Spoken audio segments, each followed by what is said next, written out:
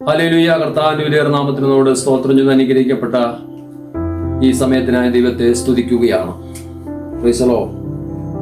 നാം ചോദിക്കുന്നതിലും നനയ്ക്കുന്നതിലും അത്യന്തപരമായി ചെയ്യുവാൻ നമ്മൾ വ്യാപരിക്കുന്ന ശക്തിയാൽ കഴിയുന്നു. സ്തോത്രം.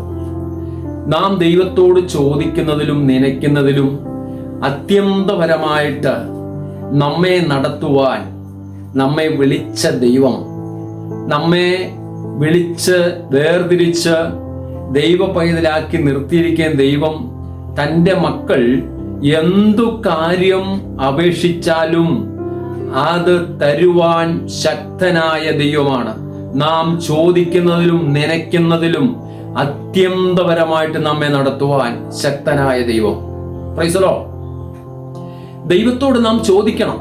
ദൈവത്തിന്റെ വചനം പറയുന്നു, നിന്റെ വായെ വിസ്താരത്തിൽ തുറക്ക, ഞാൻ അതിനെ നിറയ്ക്കാം. Price the Lord. അപ്പൊ നമ്മുടെ കടമ ദൈവത്തോട് ചോദിക്കണമെന്നുള്ളതാണ്. ഹല്ലേലൂയ. ദൈവത്തോട് ചോദിക്കാതെ ഇരുന്ന നമുക്കൊന്നും നമ്മുടെ ജീവിതത്തിൽ സാധിച്ചെടുക്കുവാനായിട്ട് കഴിയത്തില്ല. ഹല്ലേലൂയ. ഹല്ലേലൂയ, ഞാൻ യഹോവയുടെ ഒരു കാര്യം അപേക്ഷിച്ചു എന്നാണ് പറയുന്നത്. അപ്പൊ യഹോവയുടെ ഒരു കാര്യം ആഗ്രഹിക്കുന്നു, അവന്റെ മനോഹരത്വം കാണുവാനും അവന്റെ മന്ദിരത്തിൽ ധ്യാനിപ്പാനും എന്ന് അവിടെ നമുക്ക് വചനത്തിൽ കാണുവാനായിട്ട് കഴിയുന്നുണ്ട്.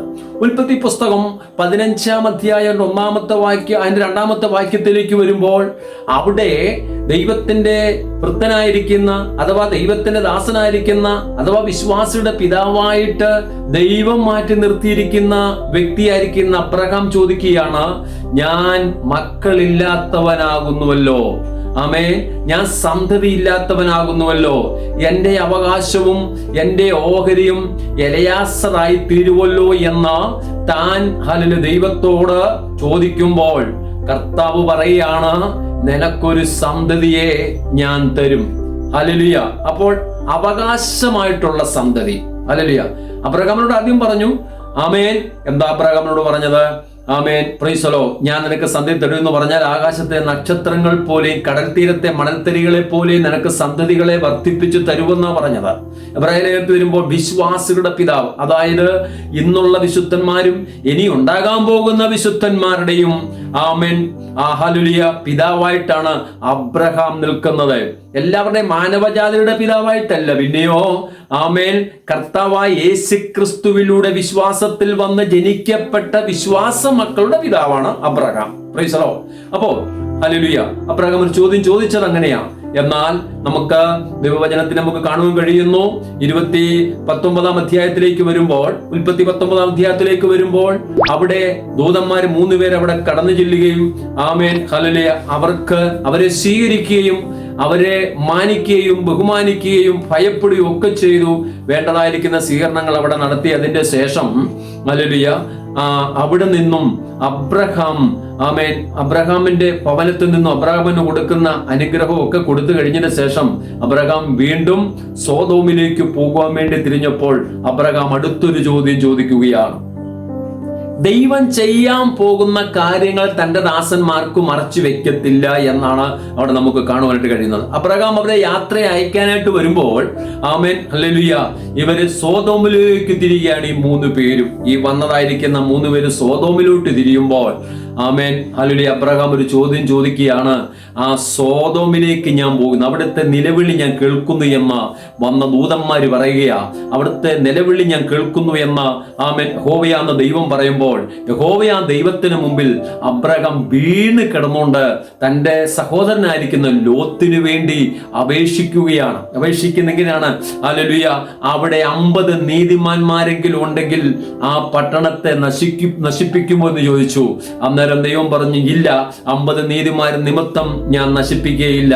അത് കഴിഞ്ഞ ശേഷം അബ്രഹാം പറയുന്നത്, 50-നകത്ത് 5 പേര് കുറഞ്ഞാൽ 45 പേരുണ്ടെങ്കിലോ നശിപ്പിക്കുകയില്ല. പിന്നെ അബ്രഹാം ചോദിക്കുന്നു, 30 പേരുണ്ടെങ്കിലോ നശിപ്പിക്കത്തില്ല. പിന്നെ അബ്രഹാം ചോദിക്കുന്നു, ആമേൻ 20 പേരുണ്ടായാലോ നശിപ്പിക്കുവോ? ഇല്ല. ആമേൻ 10 പേരുണ്ടെങ്കിലോ നശിപ്പിക്കത്തില്ല. 10 പേര് വരെ അബ്രഹാം ചോദിച്ചുള്ളൂ. ആമേൻ. അപ്പൊ 10 പേര് വരെ ചോദിച്ചു. പിന്നെ ഉള്ളത് ചോദ്യം ഇല്ല. ഹല്ലേലൂയ. എന്നാൽ അവിടെ ഒരു നീതിമാനെങ്കിലും ഉണ്ടെങ്കിൽ ദൈവം തീരുമാനിച്ചു ആ പട്ടണത്തെ നശിപ്പിക്കത്തില്ല എന്ന്.